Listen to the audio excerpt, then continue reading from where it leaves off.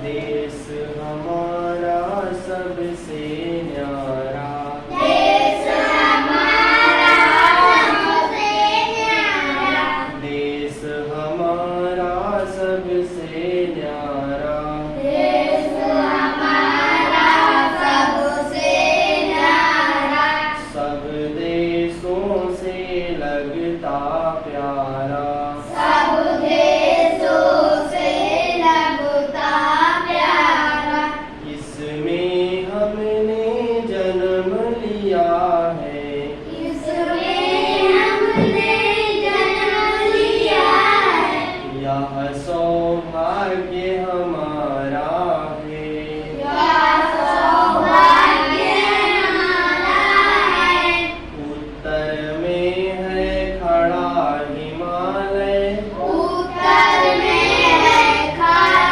हिमालय, यह पर्वत राज हमारा है, यह पर्वत राज्य हमारा है, भारत के हम गुण गाएंगे, भारत के हम गुण गाएंगे, यह स्वर्णिम देश हमारा है, यह स्वर्णिम देश हमारा है, इसके चरणों को सागर धोता, इसको चरणों को सागर धोता, कभी हमारा बुरा न होता, कभी हमारा बुरा न होगा, गंगा की बहती पावन धारा, गंगा की बहती पावन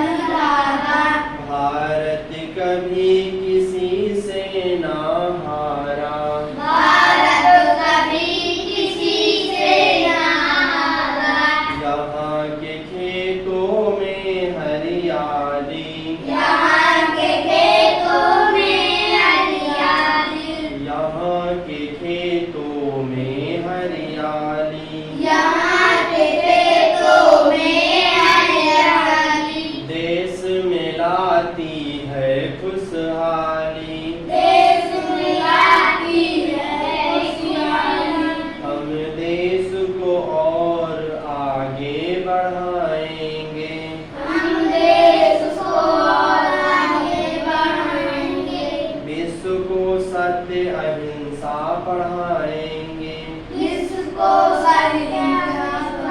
बढ़ाएंगे, सब मिलकर देश के गुण गाएंगे, सब मिलकर देश को बढ़ाएंगे, एक नूतन भारत वर्ष बनाएंगे, एक नूतन भारत वर्ष बनाएंगे।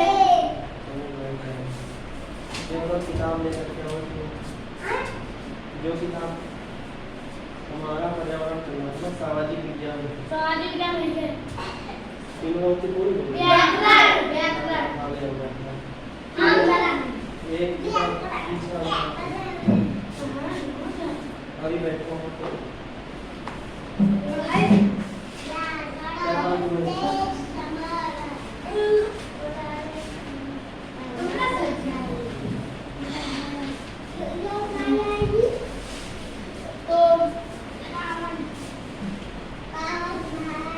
चलो काफी जमा कर लो, काफी जमा करो, काफी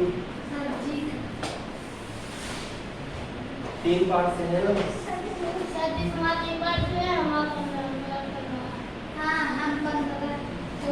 देखो सबसे इसमें 3 पार्ट में है संज्ञा, इसको कहते हैं नाउन। ताजमहल आगरा में है, मोहन चाय पी रहा है, इससे कुछ उदाहरण है। हिमालय भारत का विशाल पर्वत है, गुलाब एक सुंदर फूल है। ऊपर दिए गए वाक्यों में ताजमहल, आगरा, मोहन, चाय, हिमालय, भारत, पर्वत, गुलाब, फूल आदि नाम वाले शब्द क्या है? आदि सभी नाम वाले शब्द क्या कहलाते हैं? संज्ञा कहलाते हैं। किसी व्यक्ति, वस्तु या स्थान या भाव के नाम को संज्ञा कहते हैं। क्या कहते हैं? संज्ञा कहते हैं। जैसे कि ताजमहल है, आगरा है, मोहन है, चाय है, हिमालय है, भारत है, पर्वत है, गुलाब है, फूल है, ये सभी क्या है? संज्ञा है, नाउन है। उसके बाद में संज्ञा की जो परिभाषा है वो है, कोई बात नहीं करेगा, चुपचाप जो संज्ञा की परिभाषा है उसी परिभाषा में आता है कि किसी व्यक्ति, वस्तु या स्थान के नाम को संज्ञा कहते हैं। क्या कहते हैं? किसी व्यक्ति, वस्तु या स्थान के नाम को संज्ञा कहते हैं। संज्ञा के भेद यानी काइंड्स ऑफ नाउन, इनको इंग्लिश में कहते हैं संज्ञा के भेद। संज्ञा के 3 भेद होते हैं। पहला है व्यक्तिवाचक संज्ञा, दूसरा है जातिवाचक संज्ञा, तीसरा है भाववाचक संज्ञा। काफी संज्ञा के कितने भेद होते हैं? 3 4 3।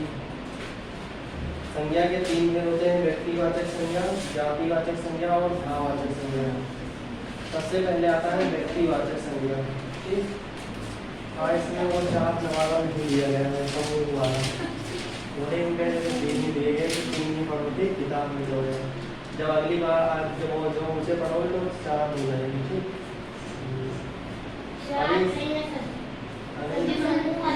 समूहवाचक है एक और है 5 है, लेकिन इसमें 3 ही दिए गए हैं ना, तो अभी तक 3 ही पढ़वा है। तो व्यक्तिवाचक संज्ञा है, व्यक्तिवाचक संज्ञा है जिसमें प्रॉपर नाउन है, जिसमें जिस शब्द से किसी विशेष व्यक्ति, वस्तु या स्थान का बोध होता है। क्या होता है? जिस शब्द से किसी व्यक्ति, विशेष व्यक्ति, वस्तु या स्थान का बोध होता है वो क्या होता है? व्यक्तिवाचक संज्ञा होता है। जैसे महात्मा गांधी, ध्यान से सुनते हैं मुझे, बाद में समझ नहीं आएगा। सब लोग वहाँ पे देख लीजिए।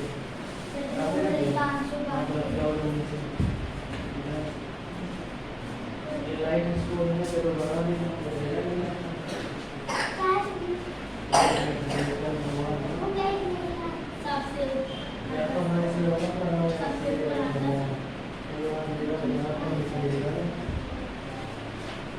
और ये सामान थोड़ा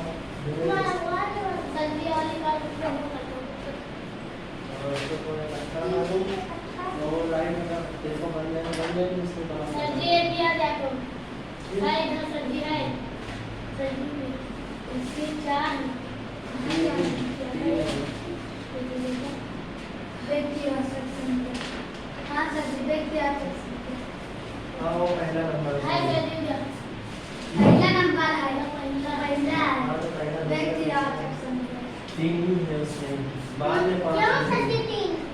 में 5 मिलेंगे। ठीक, अभी आगे क्लास में जिस व्यक्तिवाचक संज्ञा, जिसको इंग्लिश में प्रॉपर नाउन कहते हैं, उसमें है जिस शब्द से किसी विशेष व्यक्ति, वस्तु या स्थान का बोध होता है उसे व्यक्तिवाचक संज्ञा कहते हैं। जैसे महात्मा गांधी, कुतुब मीनार, गंगा, गीता, लाल किला, लक्ष्मीबाई, ये सब क्या है? व्यक्तिवाचक संज्ञा है। महात्मा गांधी, कुतुब मीनार, गंगा, सीता, लाल किला और लक्ष्मीबाई व्यक्तिवाचक संज्ञा के उदाहरण हैं। उसके बाद में बात आती है जातिवाचक संज्ञा।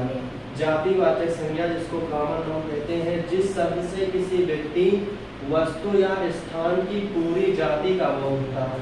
क्या होता हो? जिस शब्द से किसी व्यक्ति या वस्तु या स्थान की पूरी जाति का बोध होता है उसे जातिवाचक संज्ञा कहते हैं। जैसे पुस्तक, तो पुस्तक जब कहोगे तो कई प्रकार की पुस्तकें आती हैं ना, तो वो पूरी क्या होगी? पुस्तक की जाति हो गई। उसी प्रकार से जब पक्षी कहोगे तो बहुत सारी पक्षी होती है ना, बहुत प्रकार की पक्षियाँ होती हैं। उसी प्रकार से जब पेड़ कहोगे तो बहुत प्रकार के पेड़ होते हैं। उसी प्रकार से जब पुलिस कहोगे तो बहुत प्रकार के पुलिस होते हैं। जैसे कि उनमें ऊपर से लगा के नीचे कड़ी होती है परों की, और सहार भी बहुत सारे होते हैं। कुर्सी भी बहुत सारे कई प्रकार की कुर्सी होती है। तो पुस्तक, पक्षी, पेड़, पुलिस, शहर और कुर्सी जातिवाचक संज्ञा के उदाहरण हैं। उसके बाद में आता है भाववाचक संज्ञा। भाववाचक संज्ञा को इंग्लिश में क्या कहते हैं? Abstract noun. एब्स्ट्रैक्ट नाउन का मतलब होता है जिस शब्द से किसी व्यक्ति, वस्तु या स्थान के गुण, दोष या भाव का बोध होता है। क्या होता है? जिस शब्द से किसी व्यक्ति, वस्तु या स्थान के गुण, दोष या भाव का बोध होता है उसे भाववाचक संज्ञा कहते हैं। भाववाचक संज्ञा समझ में आ रही है? एक बार देखो उसमें, देखो एक बार उसमें। भाववाचक संज्ञा नहीं, उसमें देखो एक बार। देखो इसमें लिखा है जिस शब्द से किसी व्यक्ति, वस्तु या स्थान के गुण, दोष या भाव का पता चलता है। तीन चीजों का, यानी उसके गुण क्या है, दोष क्या है और भाव का पता चलता है, तो वह कौन सी संज्ञा हो जाती है? भाववाचक संज्ञा। जैसे बुढ़ापा, तो ये क्या है? उसका गुण है। बचपन तो क्या है? ये गुण है। सुंदरता, ये क्या है? गुण है। खट्टापन, ये क्या है? इमली का एक गुण है। गरीबी, ये क्या है? एक गुण जो है, दोष है। कड़वाहट क्या है? ये एक दोष है। ठीक है, कड़वाहट दोष है, दोष है, ठीक है। बुढ़ापा, बचपन, सुंदरता, खट्टापन, गरीबी और कड़वाहट भाववाचक संज्ञा के उदाहरण है। उसके कुछ महत्वपूर्ण बिंदु हैं, जैसे कि किसी व्यक्ति, वस्तु या स्थान या भाव के नाम को संज्ञा कहते हैं। संज्ञा तीन प्रकार की होती है: व्यक्तिवाचक संज्ञा, भाववाचक संज्ञा और जातिवाचक संज्ञा। जिस शब्द से किसी विशेष व्यक्ति, वस्तु या स्थान का बोध होता है उसे व्यक्तिवाचक संज्ञा। जिस शब्द से किसी व्यक्ति, वस्तु या स्थान की पूरी जाति का बोध होता है उसे जातिवाचक संज्ञा। जिस शब्द से किसी व्यक्ति, वस्तु या स्थान के गुण, दोष या स्वभाव का बोध होता है उसे भाववाचक संज्ञा। तीन पार्ट तक पूरा कंप्लीट होना चाहिए। जितनी किताबें जहाँ तक पढ़ा गई हैं उसको पूरा कंप्लीट करते हैं, हर वर्ग के और यादवान करते सब।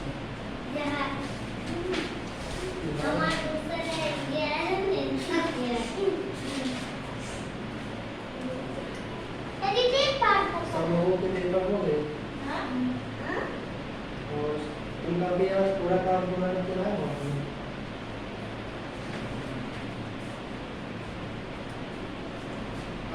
जाओ तो फिर तुम आके चार अपना पाठ आगे बढ़ो। ये कल 15 तो पाठ पढ़ाओ थे। नहीं सच्ची मां मिल गई।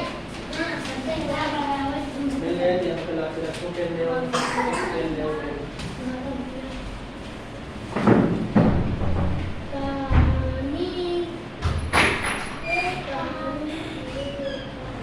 कहानी पहले सच्ची ऊपर नीचे पढ़ो। कहानी लेखन पहले पूरा पाठ।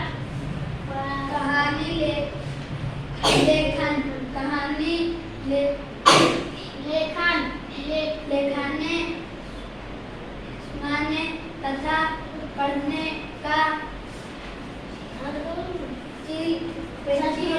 समय में से चलता आ रहा है। सजी के ऊपर लगाओ।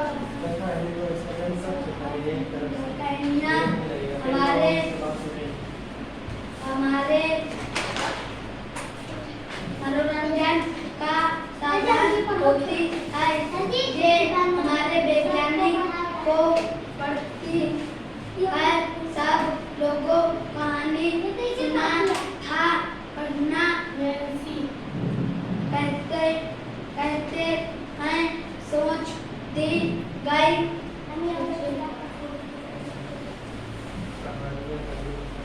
कहानियाँ पढ़ने तथा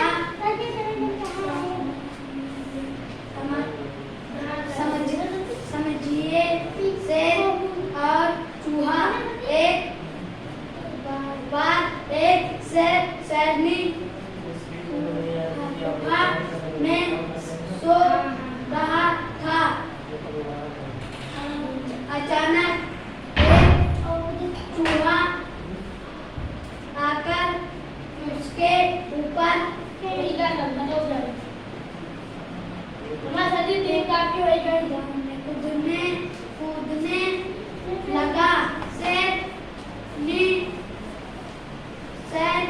की दिन गई अब उसे आया उसे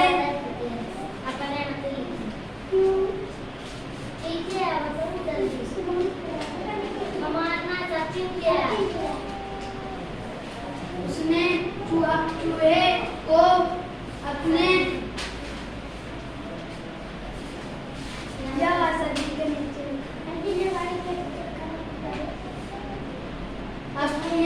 पंजों में जकड़ लिया शेर उसे चाहता था इसलिए चूहा डर गया उसने शेर से कहा ए शेर राजा मुझे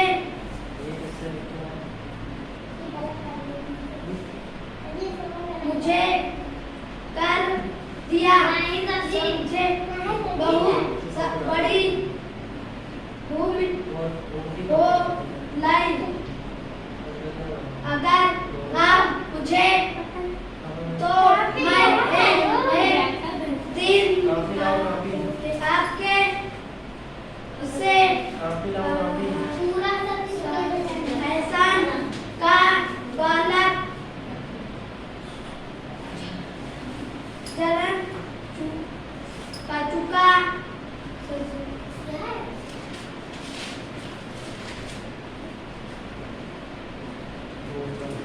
धोखा सैर को उस पर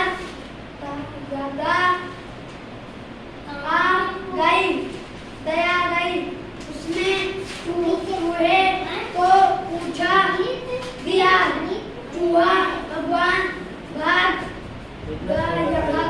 गया चूहे को जाने के बाद सोचकर हंसाने लगा कि वाला जा छोटा सा चूहा मेरा क्या एहसान हुआ गया कुछ समय बाद एक दिन साइकिल की तलाश में था एक सैनिक ने लकड़ी अपनी जल में लगा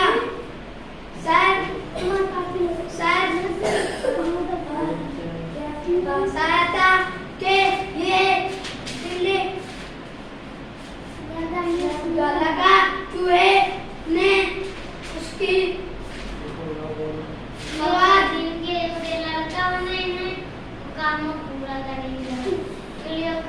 सुन लिया वह सैर के पास गया अपने अच्छे मित्र बन गया अब सैर की मुझे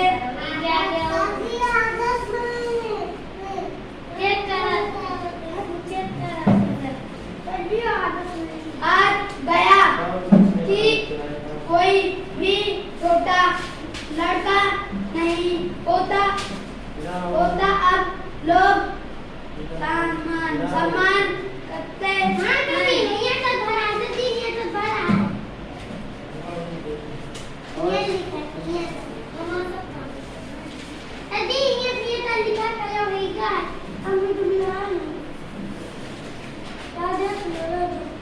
एक किसान था वह बहुत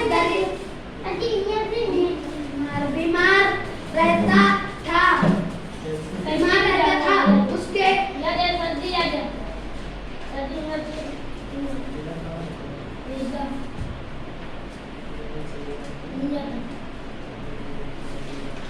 Tadi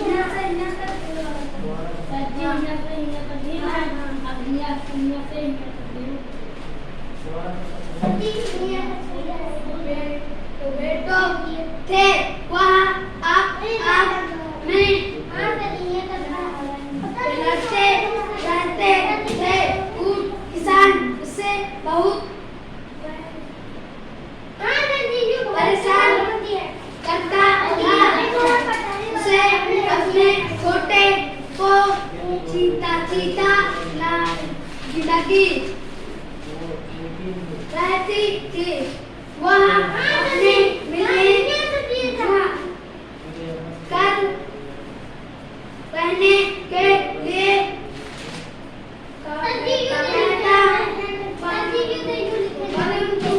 वह इसकी बात पर शादी नहीं देते। आज मैं उसे एक उपाय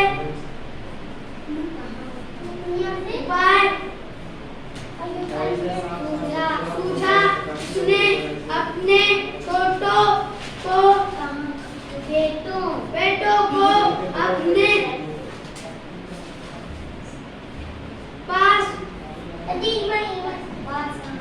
पास बुलाया।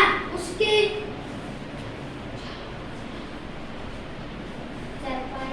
चरपाई के नीचे लकड़ियों का एक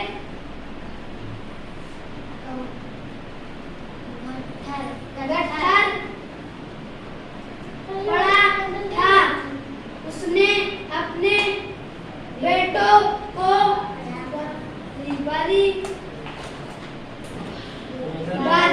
बारी से गट्ठा तोड़ने को कहा। अब ने गट्ठर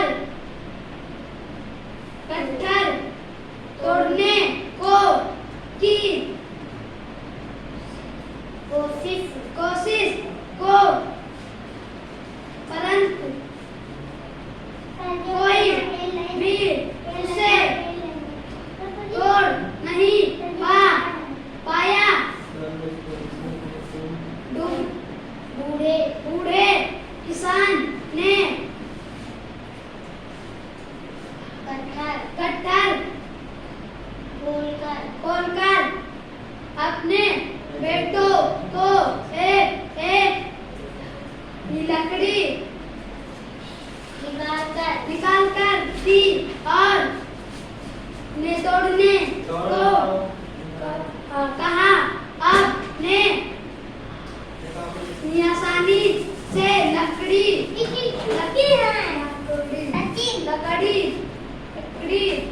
को तोड़ दिया। तब किसान ने अपने बेटों को समझाया दिया, यदि तुम इन लकड़ियों को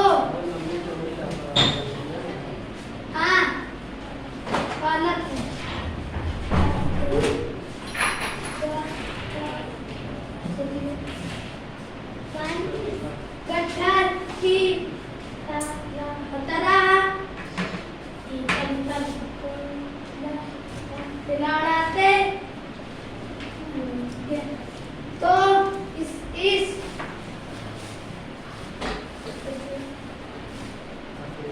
अकेली लकड़ी को भूमि कोई भी पहुंचा सकता है। चोर बेटा को बात समझाया। मैं आप क्यों गई और उस दिन के बाद से वह मिलजुल कर रहने लगे। एक हाथी और दबी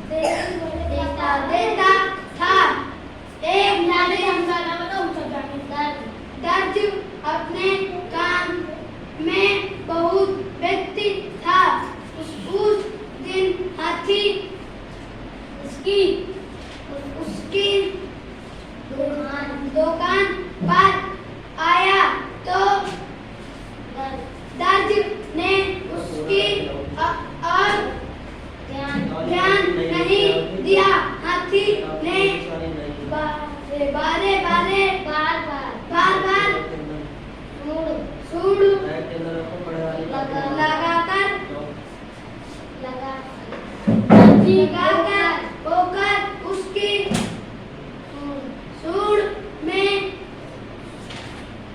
सुई चुभा दी। हाथी को बहुत गुस्सा आया।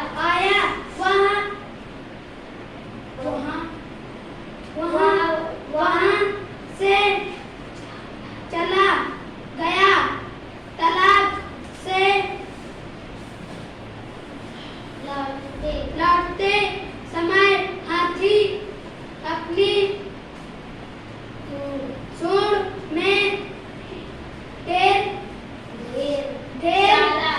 सारा गंदा पानी भर लाया। उसने वह पानी दर्ज की दुकान में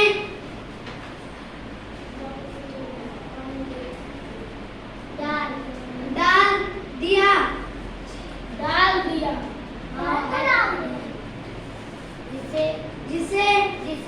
जिससे दर्ज की दुकान में बड़े सब कपड़े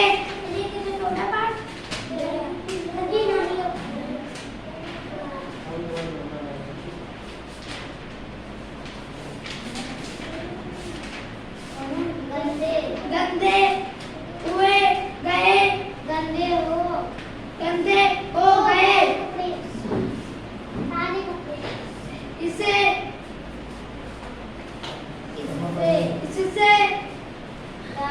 दर्ज को पानी की गलती का आसान हो गया। उसने हाथी से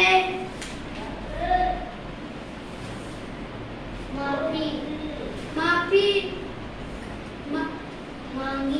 मांगी और उसे फल खाने को दी। लालची मक्खियाँ एक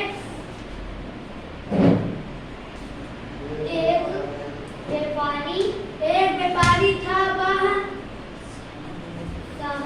शहद बेचता था। एक दिन वह अपने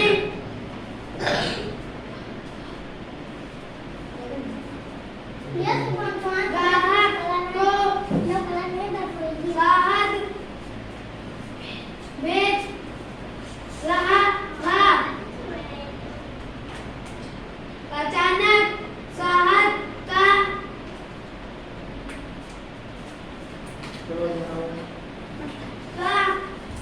उसने हाथ से